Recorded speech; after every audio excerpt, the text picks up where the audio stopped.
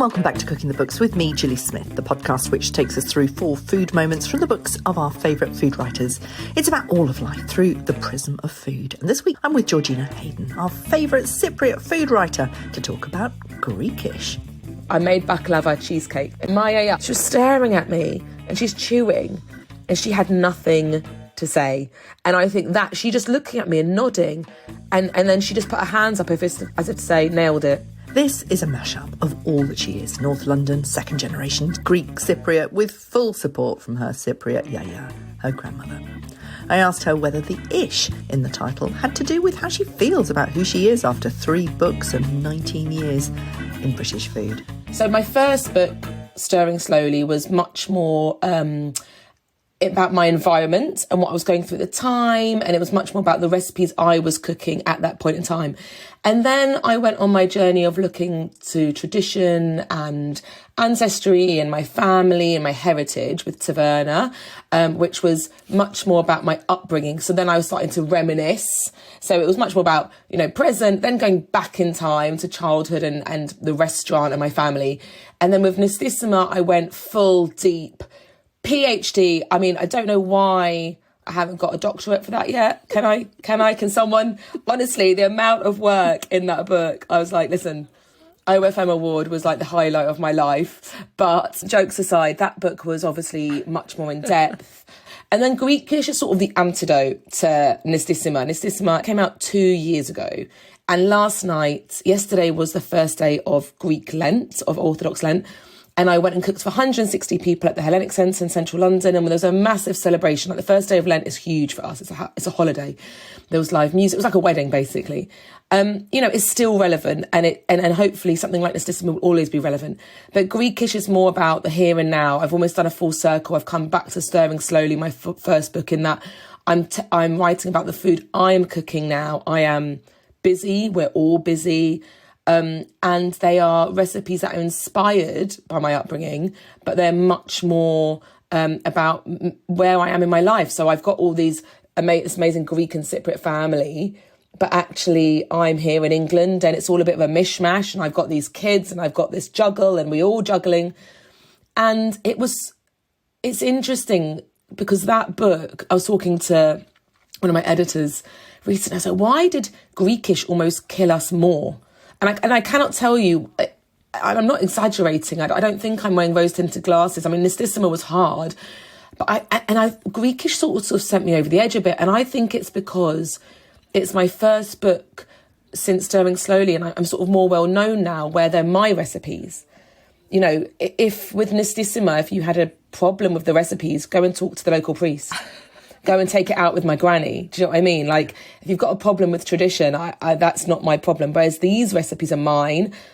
And so, the sort of development and the in-depthness, I just slightly set myself mad. But actually, they're much more accessible. And, it's been really fun. And I think it's important. I remember Diana Henry, I think, has said this to me before. And I know Jamie, I used to work with Jamie Oliver. You can write the passion projects and also you need to write this sort of everyday as well. And I think that's life, isn't it? It's good to have a balance. So I'm going to unpack all of that as best I can for people who don't know necessarily all about you. And tell me if this interpretation is right. So, Stirring Slowly was it was based on tragedy. It was your stillborn child who really inspired that. And the small food world that you kind of inhabited at that time people were so with you. Yeah. And Stirring Slowly was a beautiful meditation on how to put your life back together. And you found yourself through food. Food found you in a way that was very beautiful. And it really opened up a whole conversation about what food is in people's lives. Taverna is your story of your family in North London, the Greek Cypriots, your dad being very loud.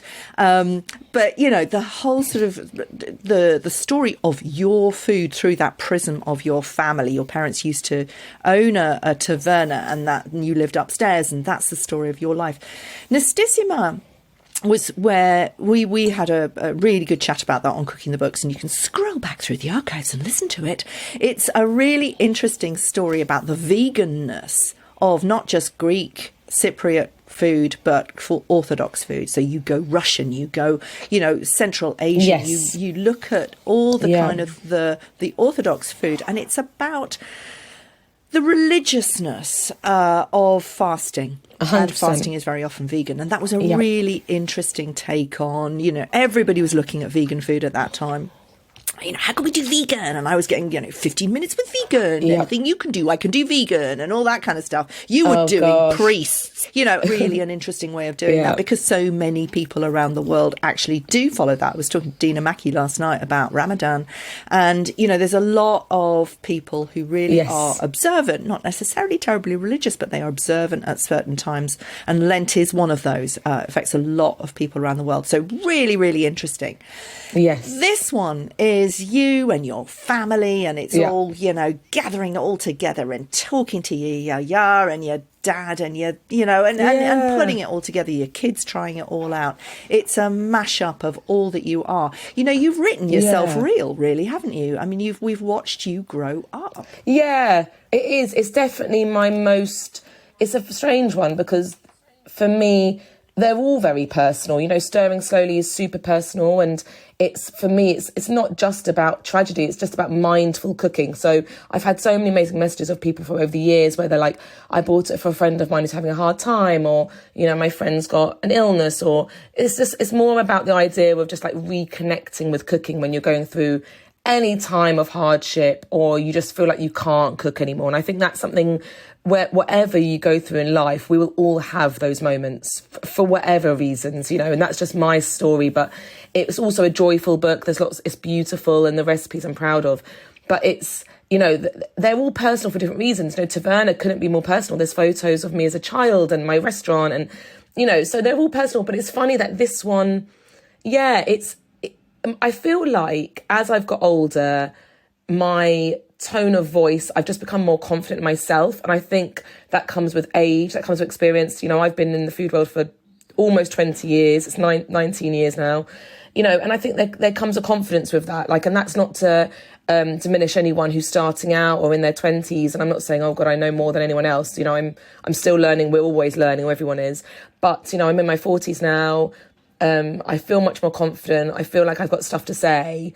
And equally, if, I feel justified in saying, if I want to make a cookie recipe that's got crumbled feta in it, well, I will. And it's delicious because I've made it a million times, and I feel secure in the knowledge that I can develop a decent recipe. We've all got our strengths and whatever, and that's like, I will get there. And I think that just comes with time, doesn't it? Experience. I feel like Greekish is a very confident book. I had fun with it. There's some playfulness, which I don't think I've had before. I wanted to write a chapter called Things on Sticks, so I did. What is really interesting is that I think that the conversation has changed since Nistissima. I think Girdle Oil is largely to blame for that, and I think that's great. There's a conversation now about hybridity, second generation.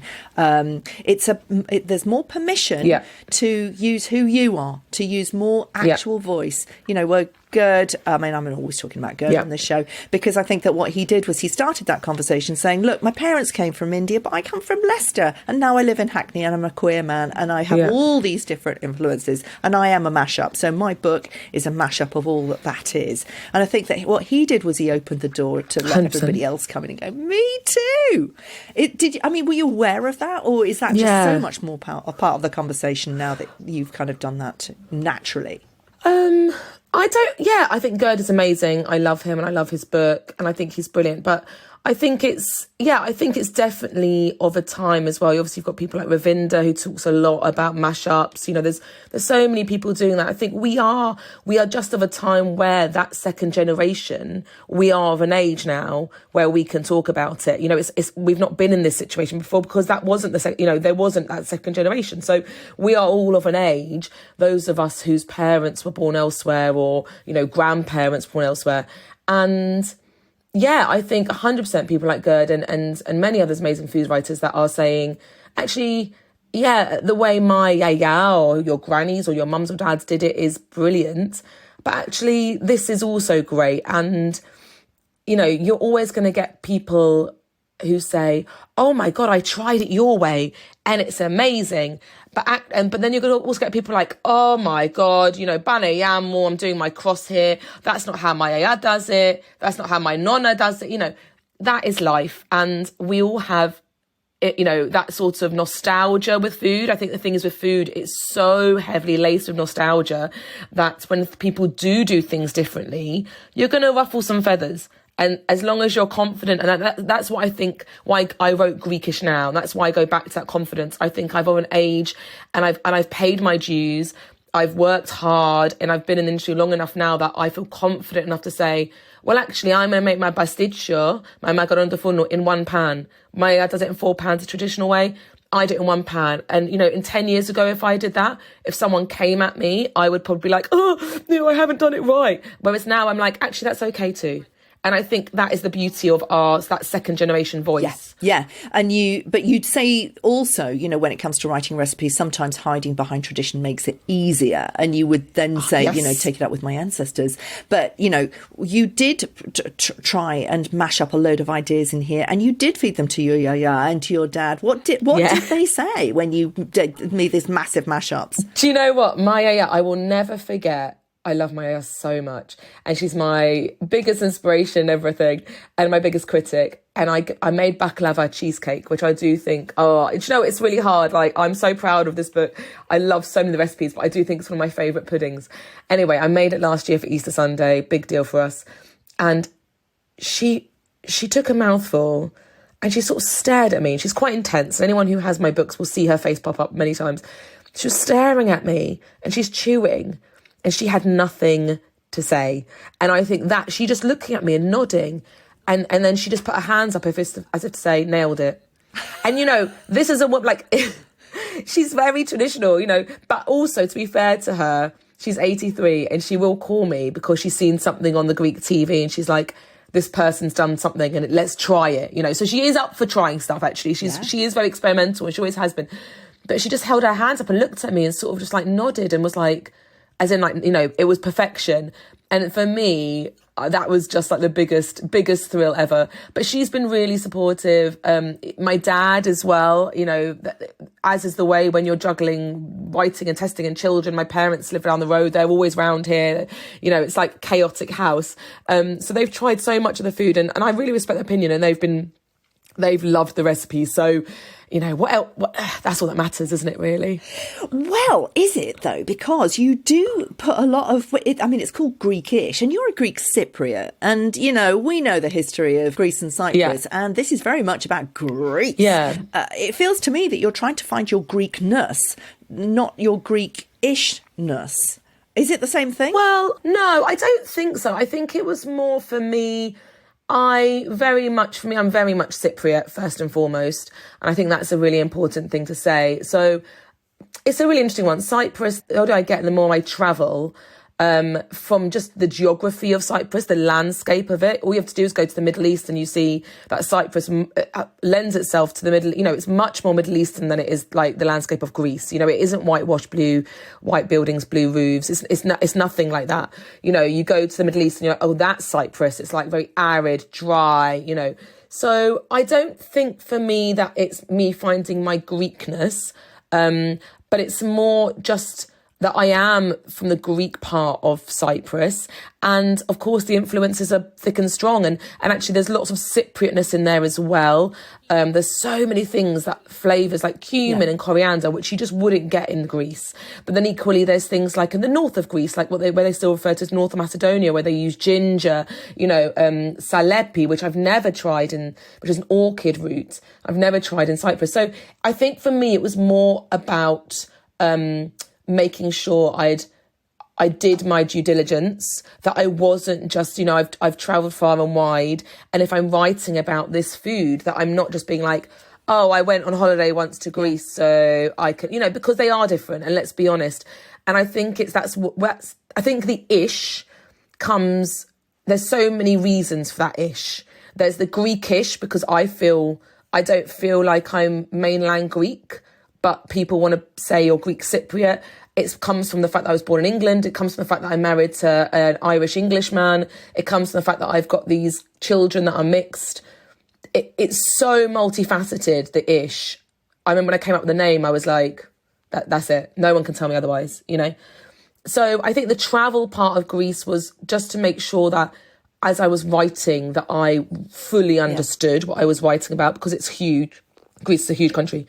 But for me, no, I'm Cypriot first and foremost. But, you know, I've written about Cyprus. Yeah. So it's more about the other part, you know, that Greek influence. Yeah. Yeah.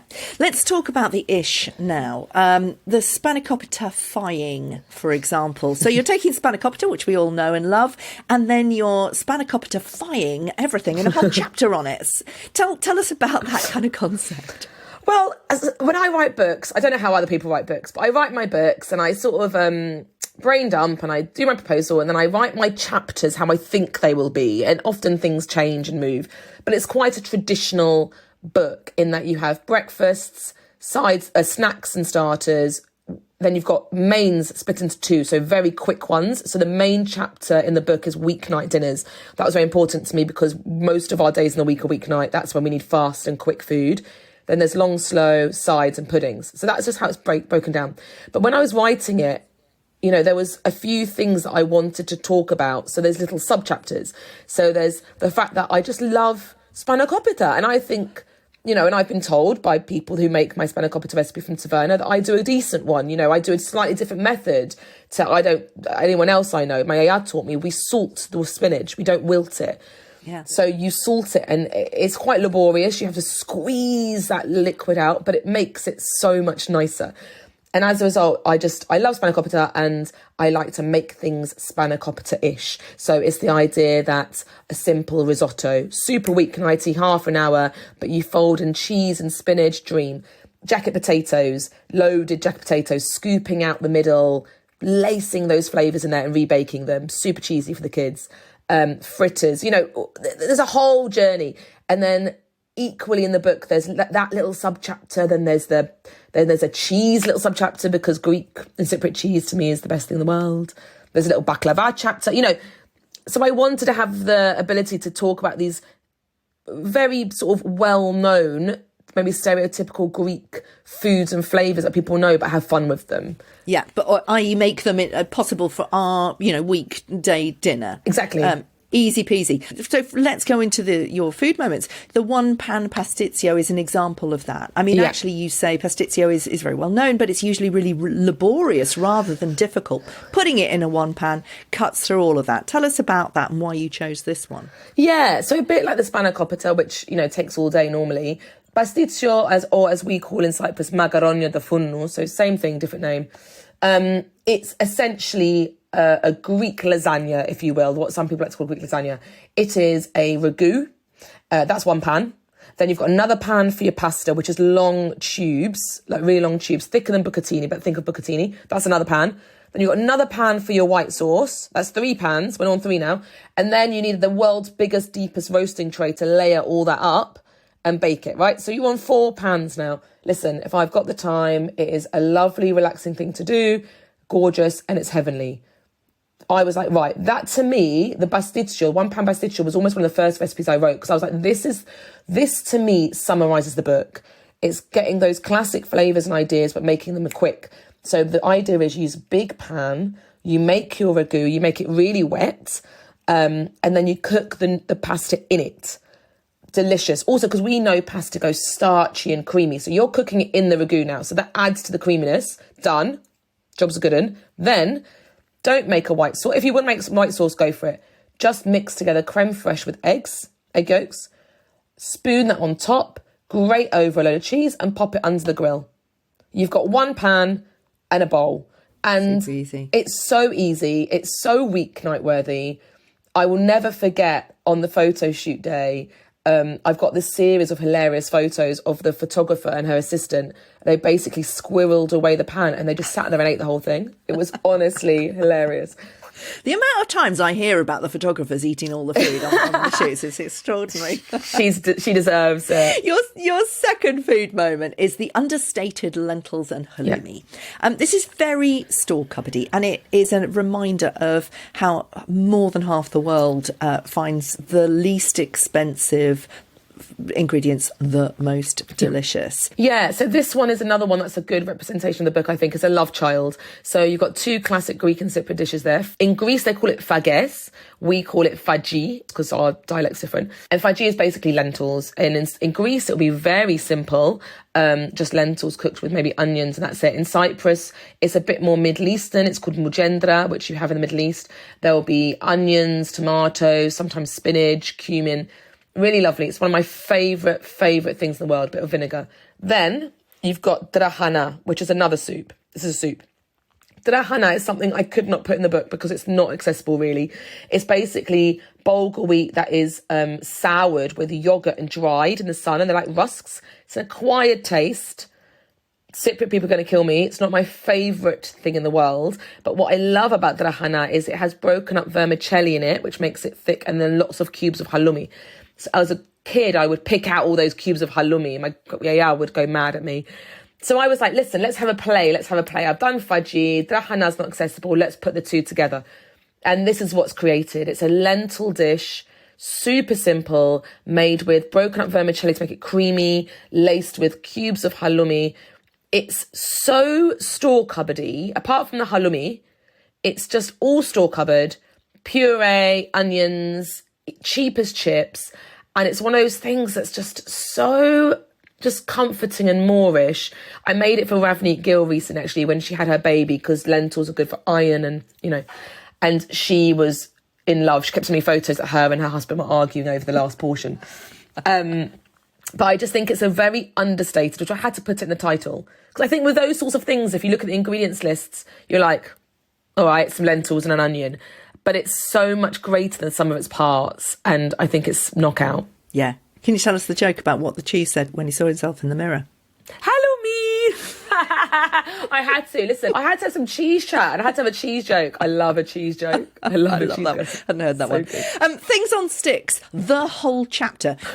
People who listen to the show will know that I do ask for a food moment with a page number, and it normally is one recipe or a moment in time. No, the whole chapter, says Georgina Hayden. I love everything about this mini chapter, she says. Go on, why did you choose the whole chapter? Because it's called Things on Sticks. So I just think, like, when I was writing it with my editor, I was talking to my editor and I was like, I just want a little sub-chapter where I do essentially a really wicked marinade for each of your proteins, right? Listen, I'm Greek Cypriot. People know we love a souvlaki. We love a bit of a pork skewer, right? Gyros, kebabs, that's what they're famous for. So, and I just wanted to, like, I love barbecuing. I love cooking outdoors. So I just wanted almost like a little guide, as it was, that each protein, so a vegan option, a veggie, fish, whatever.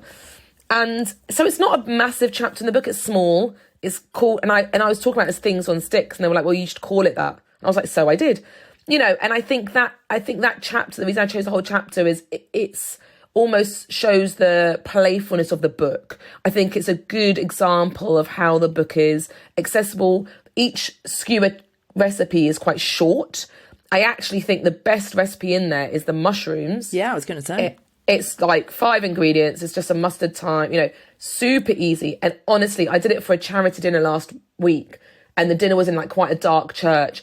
And a friend of mine pulled me over and she was like, your chicken kebabs were so delicious. I was like, I didn't do chicken kebabs, son. She's like, no, your course, because it was different courses by different women. I was like, I did mushrooms. She was like, they weren't mushrooms.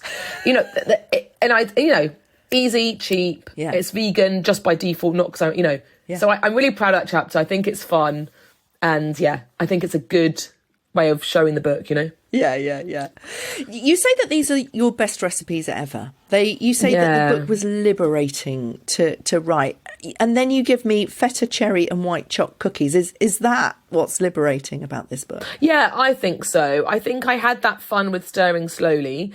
But that feels like a very long time ago and a world away now. My voice is louder now. And now, and I think the thing about Taverna they'll always all have a place in my heart for different reasons.